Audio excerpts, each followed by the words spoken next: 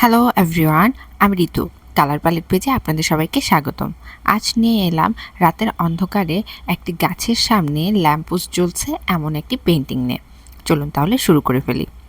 রাতের আকাশ বোঝানোর জন্য আমি ডার্ক নীল রং ব্যবহার করেছিলাম। যেহেতু রাতের অন্ধকারে গাছটি কালো লাগবে এবং সামনে একটি ল্যাম্পপোস্ট রয়েছে, এই কারণে আমি ব্যাকগ্রাউন্ডটির কালারটি একটু লাইট করলাম, হালকা আকাশি করলাম এবং আমি কালো রং ব্যবহার করে আমি আমার গাছের কাজটি করে নিয়েছি।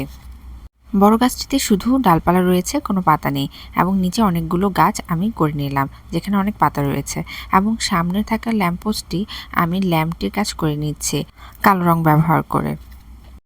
ল্যাম্পটি জ্বলছে, এ কারণে আমি হালকা হলুদ রং ব্যবহার করে কাজটি করে নিচ্ছি। কালো রং ব্যবহার করে ল্যাম্পটির বর্ডার লাইন করে নিলাম এবং সেই সাথে কালো রং ব্যবহার করে নিচে থাকা গাছগুলো ফিনিশিং টাচ করে দিলাম। ভিডিওটি যদি আপনাদের ভালো লেগে থাকে, লাইক, কমেন্ট, শেয়ার করতে ভুলবেন না। ধন্যবাদ।